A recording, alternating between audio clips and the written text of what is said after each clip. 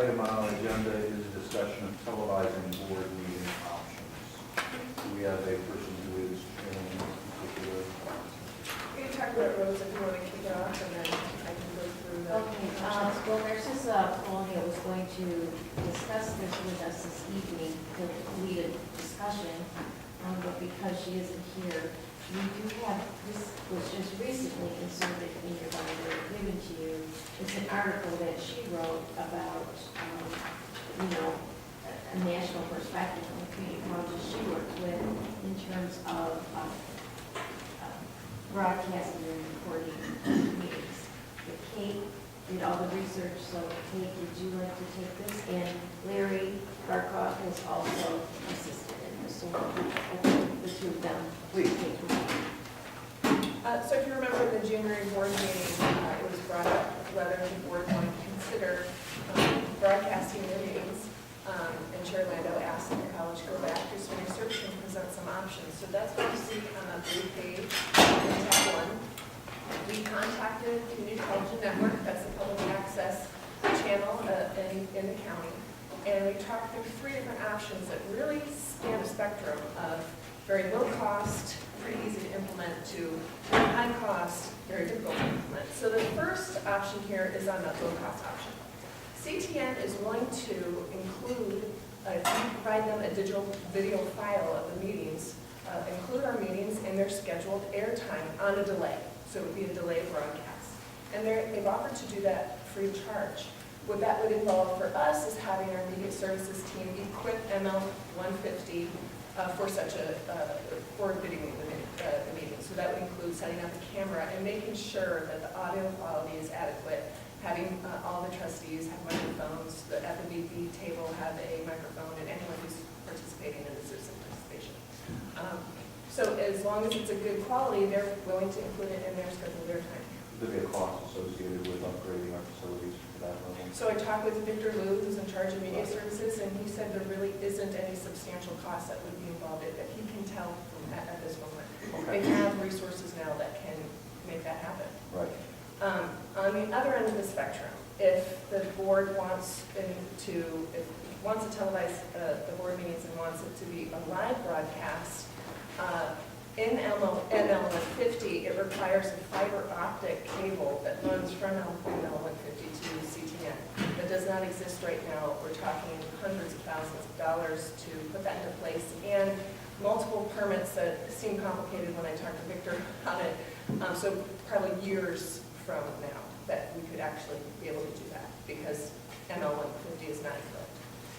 CTN did say there's a middle option, and that is if the board wants to televise meetings and is okay with moving off campus for the meetings, there's the Ann Arbor District Library that has a room that's already fully equipped. That is where the Ann Arbor Public School Board has their meetings and offers a live broadcast. So those were the 3, and talking with Victor with contacts at CTN for the board to consider. So I should say this page does not go into what Narcissa's article goes into, just the open question of, considerations for the board to really ponder whether they want to do things or not. So, one last consideration that Narcissa brought up is that, it's been many, many years the board's been operating without being televised or being recorded and then the telecast being shown. And then it's a very serious decision because it's almost effectively binding future boards, because politically, practically going back from this, opening the meetings for broadcast and then deciding, like years down the road, that you don't want to do that anymore. It's hard politically, of course, and practically to stop that. So the decision made by this board on this issue is practically, binding future boards. Not a legal concern, but a practical concern. Sure. Thank you. All right. Any discussion? Trustee Lloyd. First of all, as the person that spoke about this and strongly advocated, I want to really thank the staff for doing background work on this. I think we should do it, and we shouldn't be afraid of binding future boards. It's something we should have been doing for the many years we have. And it's something we should be doing now. Our boards our meetings are very well attended. I think it's an obligation we have to the taxpayers that fund half of our budget to be as open and accessible as possible, and it's a small step we can take. I favor this first option as a low-cost option that we can implement easily without changing any major changes in where we go and no large investment. There may be a small investment in microphones, I'm not sure if they already have them in Lincoln at the college. I think in terms of the taping it, it may even provide some opportunities for work-study students to, in the video programs, to actually get some hands-on experience doing some of this. So I would advocate down the road, or at the next meeting, or the following meeting, that we actually move ahead with the proposal for this first one. I've been at the Ann Arbor Public Library, I've been to school board meetings there. The facility is great, but to change the culture of these meetings that have happened on this campus for so long, and to relocate it to downtown Ann Arbor, I think just doesn't feel right at this time. I think we should keep it on the campus, and it's more accessible to people in eastern Washtenaw County if it's at the WCC campus. And this first option provides a low-cost way to do that. Other discussion? Ruth? Yeah, I support the first option, it's less expensive. And but I think that, we might entertain once a year the July meeting or before we write for August or whatever, to have it downtown. If we advertise enough that it's going to be there. And I also wonder then if there's a site in eastern Washtenaw County that might be equipped, that we could have a meeting once a year there. So that most of the meetings are on campus and are taped, but we have one at the public library and we have one in the UC area. I don't know if there something is equipped or not. I just got a wonderful check from the fiber optic people that put the fiber optic down the railroad, which goes in front of my house. I have 86 feet of railroad, and they didn't ask my permission, so they had to pay me $1 a foot. I'm just saying, you never know with those fiber optic cables are. There might be something that is Right by the school, too. Give me a pair of pliers, I'll make it happen. That's right. I think it would be worthwhile, maybe talking with some other community colleges in Michigan and with what their experience has been with this, if they have any experience and what mode they're using and, how it, I know when our sister talks about changing the makeup of the meetings to some extent. So it would be interesting to, I think, get some feedback from some others about their experiences with this before we go ahead. But I would favor staying at the college.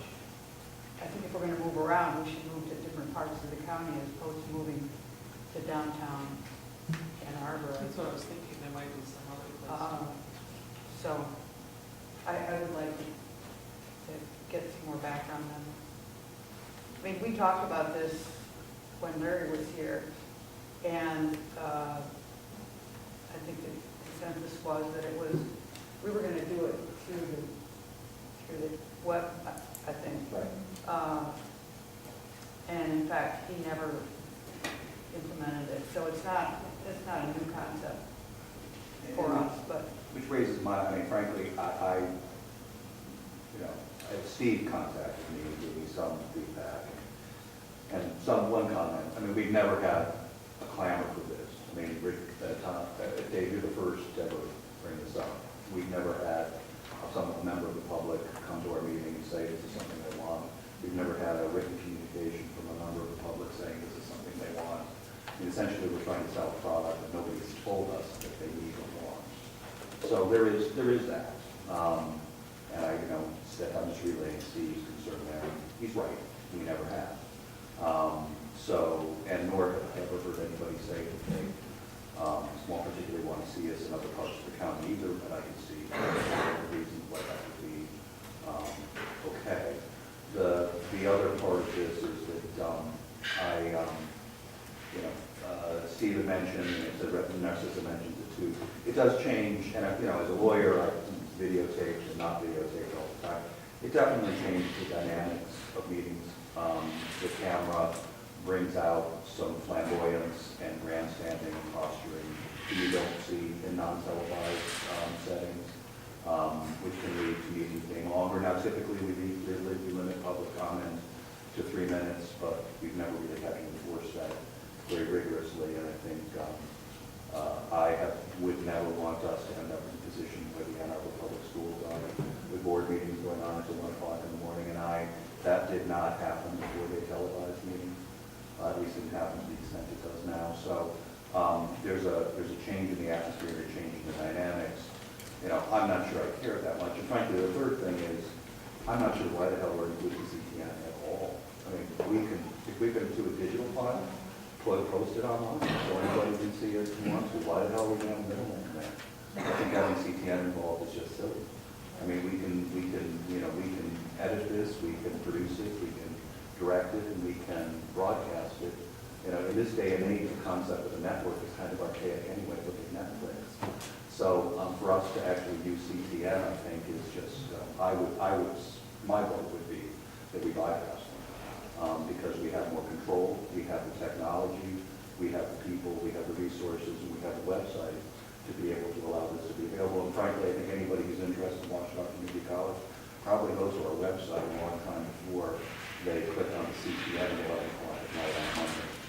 So if we do this, my inclination would be to do this in a web-based format, for availability on the board webpage, just as our minutes, notes, and everything else is. I can't see any reason how we would get any broad dissemination through CTN through our own media that we can promote direct and probably integrate in the way you see fit. So, where I'm leaning personally, irrespective of Steve, is, I mean, I can see some value just from a transparency perspective, even though there isn't any public clamor for this. And I can see us producing a digital file. But again, I think rather than being constrained by somebody else's broadcast schedule, we simply make it available on our own website so that people can click it and view it, more interested. Well, the thing to do would be to put it on YouTube, because then you have mobile users Could that do that too. can view it. Well, but you could do it both ways, obviously. You can have a link to YouTube, you can post it on YouTube. You can embed it in the website and have it on YouTube Absolutely. and all You that. can embed a YouTube blog. The Voice did live broadcast some board meetings. Jimmy brought in his Right. video camera, and we used a third-party service that was free, and we streamed it. And we experimented with that a couple of times, and people didn't know that we had it, so there wasn't a big audience. I think we had like 2 people online, but nobody knew we had it out there. But you can do this with a wireless connection and stream live too. Right. The benefit of CTN is that they do have a local audience who goes to check local news. Right. So that might be a benefit for CTN. Right.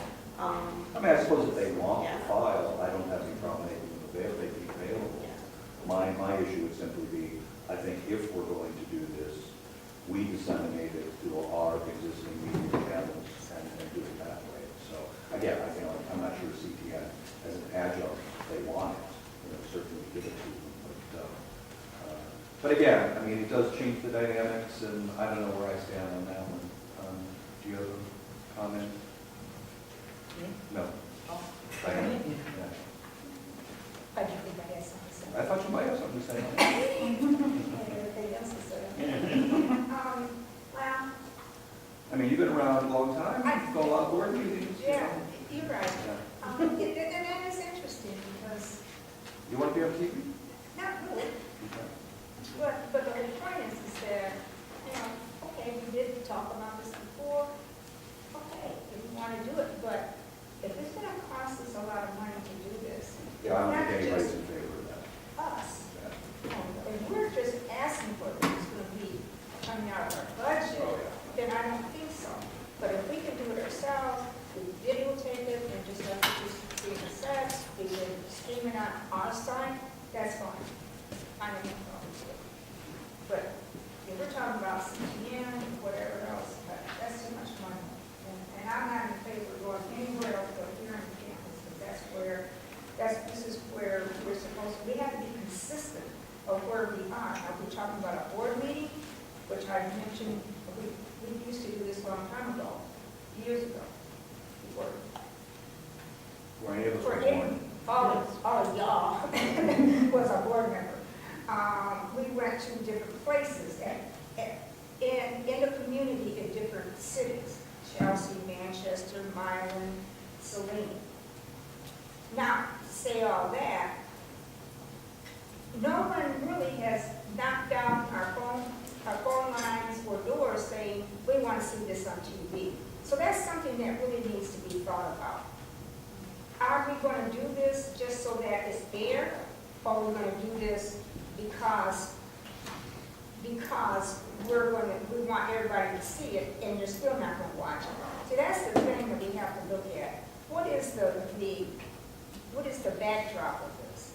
And I kind of feel like if we start it, we have to continue. There's no going back. Once you start, it's over with. So we can't even do it as a pilot.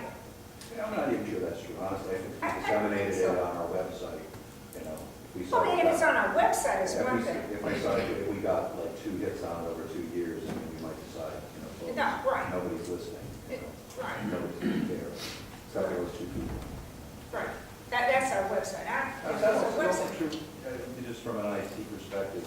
If we do put it on our website, can you measure how many times it's viewed? Yes. That would be interesting. And you can even tell which channel they come in through. You can, Right. there's hits on YouTube, Right. and then there's the entry point through the website, so you can even know where people are It'd coming be in. fascinating data. Yeah. Okay.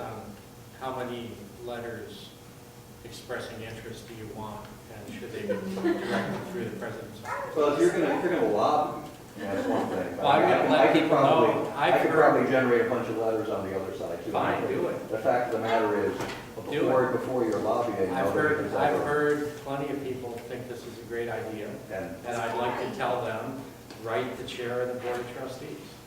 Well, you know, you could, Dave, but that would be kind of a jerky, you know, because, I mean, I really think that what we're saying is we're supportive of your idea.